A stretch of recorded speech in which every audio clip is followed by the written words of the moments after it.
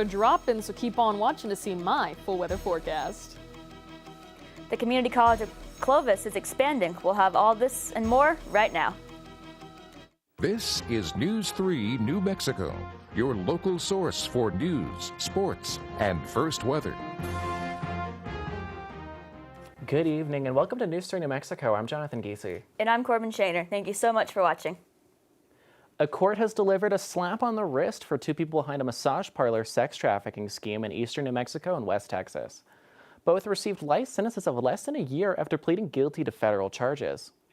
64-year-old Xiaoping Wen and 41-year-old Zhu Wang were accused earlier this year of running massage parlors in locations like Clovis, Roswell, Carlsbad, and Lubbock. According to investigators, at all these locations, services involved more than just a massage, as women would charge customers for sex.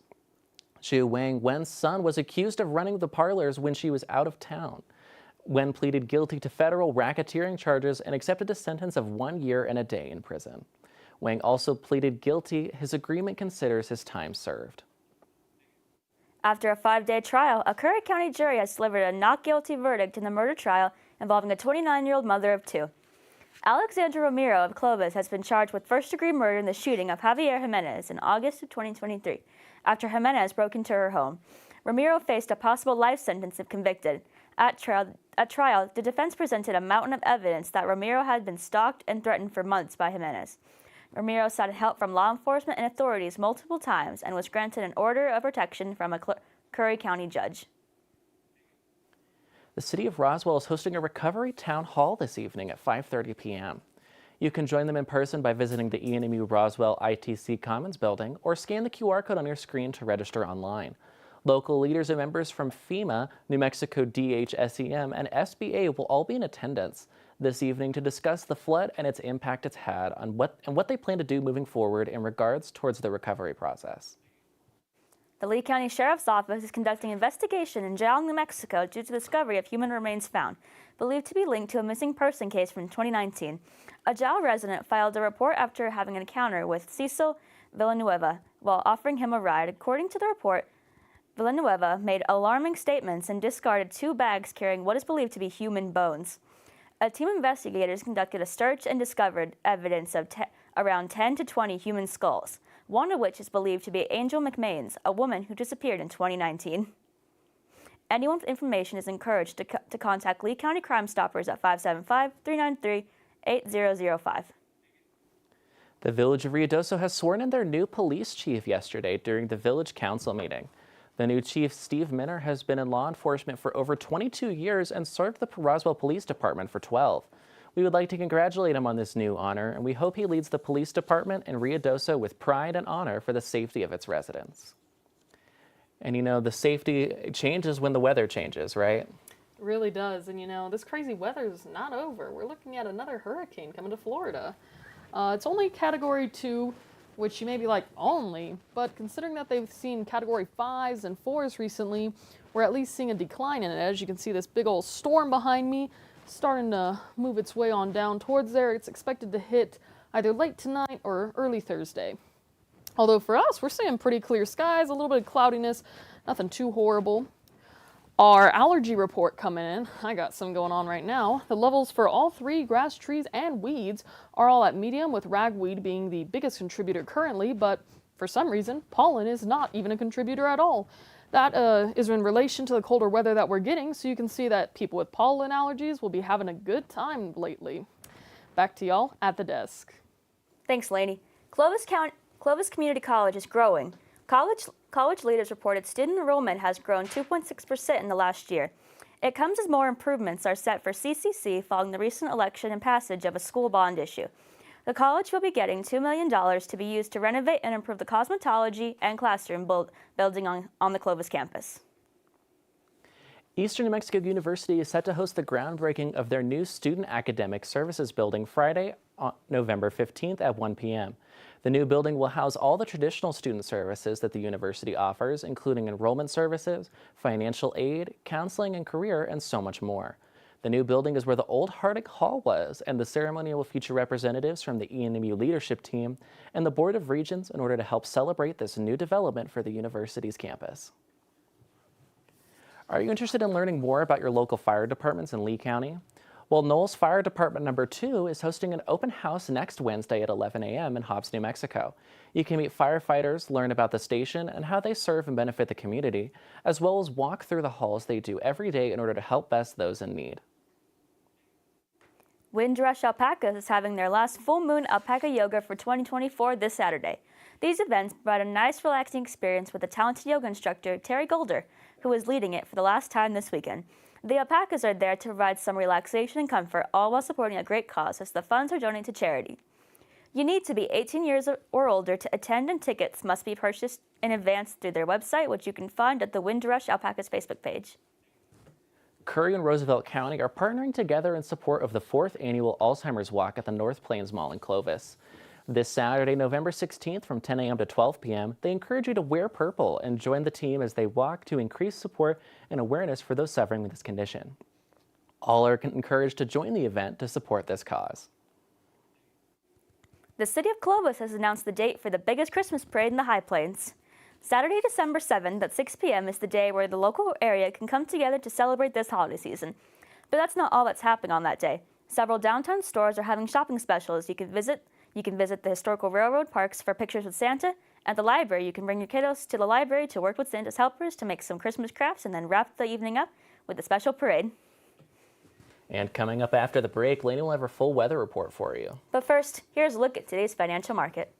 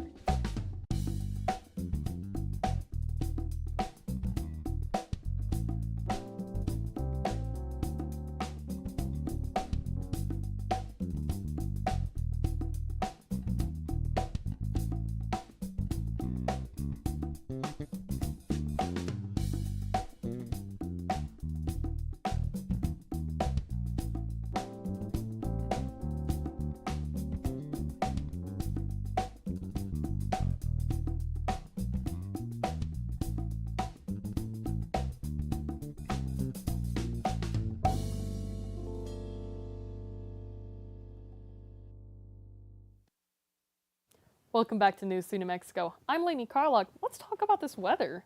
So as I said before, we're seeing this Category 2 hurricane trying to move in to Florida, possibly hitting late tonight, early tomorrow morning. While it's not expected to do very much damage, with the recent damage there, it could cause more flooding, which is definitely not great. So do be aware of that. Check on those people in Florida if you have any.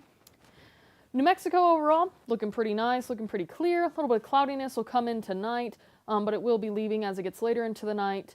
As for eastern New Mexico, we are experiencing that same cloudiness, but overall no kind of precipitation expected. However, our drought conditions are doing great. These are actually some of the lowest we've seen in years, although there is a bit of extreme drought down towards Carlsbad and Las Cruces, but we can see it starting to finally recede, which is great. I mean, we haven't seen these low of drought conditions in a while. So all this precipitation is doing good for New Mexico as a whole. Looking at our current temperatures, we're seeing that Farmington is at 47 and Gallup at 52, a little chilly over there, with Portales at 53 and Roswell at 62, Ruidoso hitting at 51, and Alamogordo at 61. Tonight's lows getting down there. Farmington at 35 and Gallup at a chilly 28, with Raton at a chilly 27 as well. Clovis at 36, Portales at 37, and Roswell at 38. We're seeing tomorrow's highs actually getting pretty nice overall. I mean, I haven't seen it this nice in a while. Farmington up at 62 with Gallup at 67, Santa Fe at 58 and Albuquerque at 61. Both Portales and Roswell coming in the 70s, with Santa Rosa at 72 and Clovis at 68. Our 7-day forecast is a little weird this week. We're looking at Thursday and Friday being in the 70s, 70 and 76, with Saturday and Sunday for Roswell being cloudy and Monday also being cloudy. Not seeing any precipitation in there, but the temperatures will be dropping going into next week. The lows are in the 30s and 40s. Carlsbad is for the most part sunny, but also Saturday, Sunday, and Monday will be cloudy. And once again, they're dropping down into the 60s and finally 50s on Wednesday as we go into the next week, with the lows also in the 30s and 40s. 49 being the highest and 33 being the lowest. As for Tucumcari, they are seeing a little bit of precipitation coming in on Sunday and Monday, with their cloudiness going from Saturday to Tuesday into next week. They will be dropping down into the 50s and then the 40s, getting all the way down to 43 on Wednesday. Their lows also in the 30s and 40s, but dropping on down on Tuesday night into 27. As for Portales, we are getting a little bit of cloud coverage and possibly a little bit of precipitation, some AM showers on Sunday and Monday, with a little bit of cloud coverage through Saturday and Tuesday in the 70s and going down into the 60s, 50s, and 40s into next week, and in the 30s, 40s, and 20s for the lows. And thank you, Lainey, for that weather report as always, and we will have more news right after this break.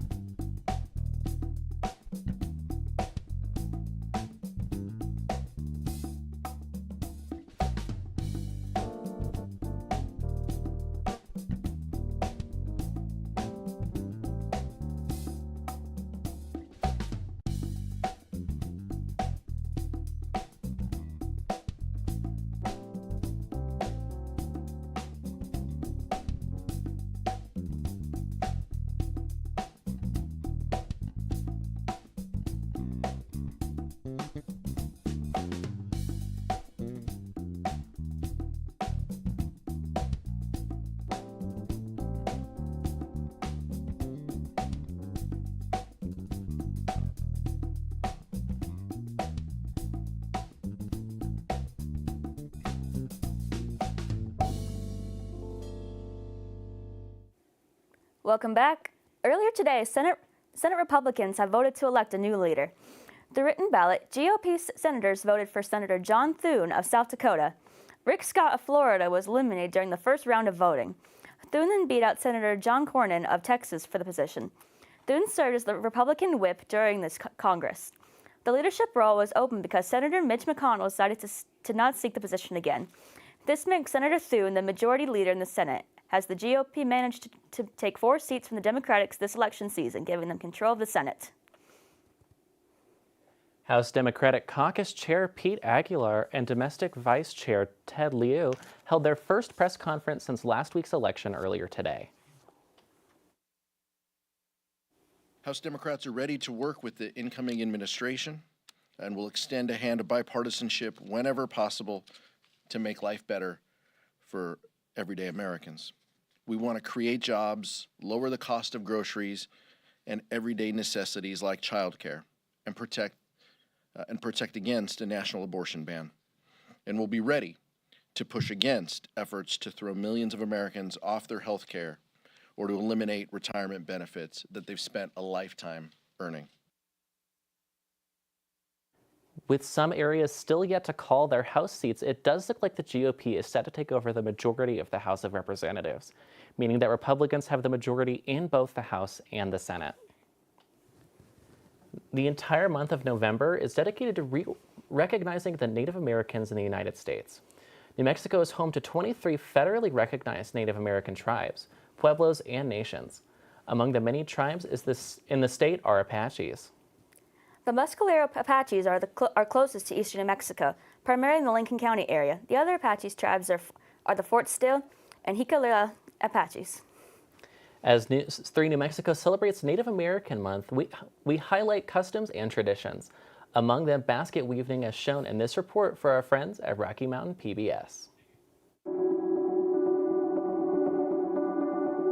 I didn't really know too much about my culture as I was growing up. I was raised in the boarding school up until the age of 12, and then I lived in the city, Albuquerque, for a couple years. Later on in life, I started learning more about the art of the basket. When I was a little girl, I went in the old arts and crafts, and I seen some of the grandmas there weaving baskets. I could smell the material, the sumac and the sticks, and I was in awe, just walking around looking at the baskets and wondering what they were making, and not knowing that 30 years later that I would be doing the same thing.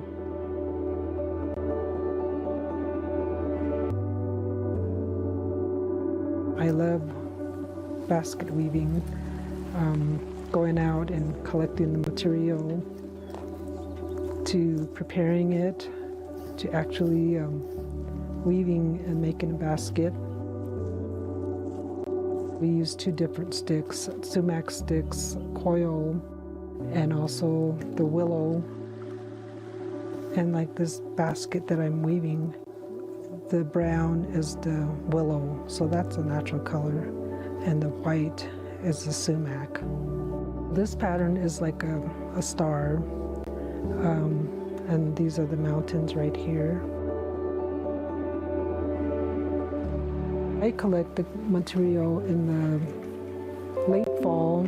I like to go when the first snow falls, so then I know that, there's no snakes or anything around. All the way to early spring, we gather the material from the earth and it's provided for us. All this material is just out there waiting for us to make use of it.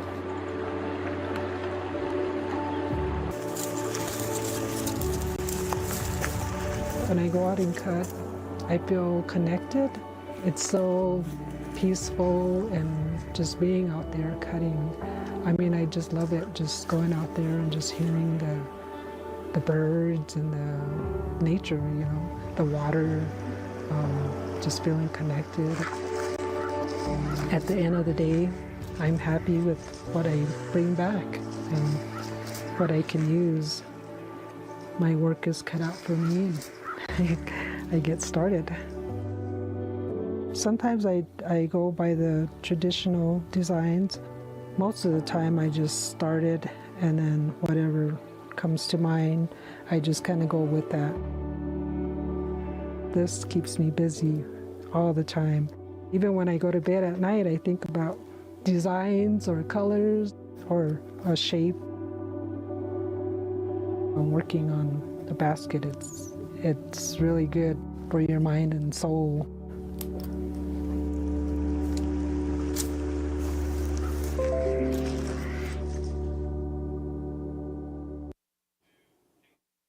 Friday, we continue celebrating Native American Month, taking a look at the art of Native American pottery.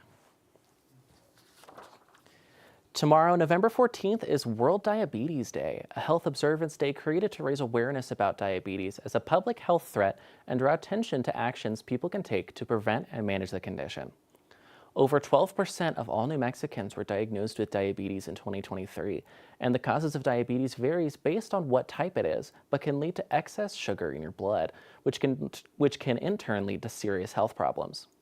To lower your risk of becoming diabetic, the New Mexico Department of Health recommends you reduce your total carb intake, exercise regularly, drink water, and quit smoking if you do so. And coming up after the break, KJ will have his full sports report and highlights for you, including the results of last Saturday's Greyhound football match against the Permian Basin, so stay tuned.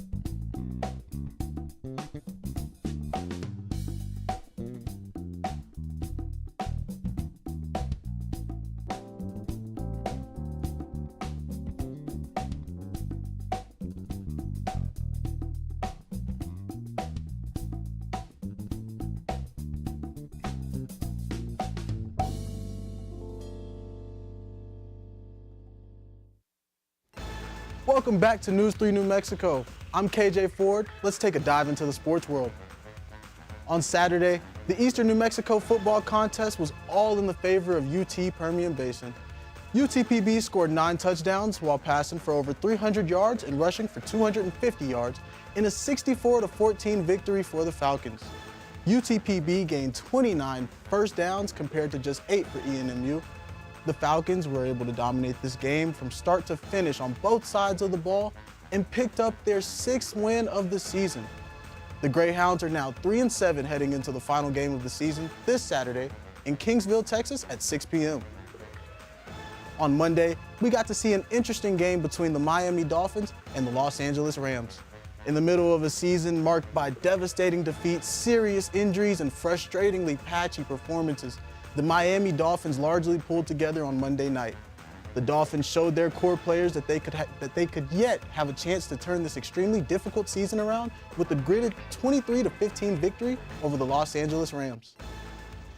The Dolphins ended Los Angeles' 3-game winning streak with only their 2nd victory in 8 games.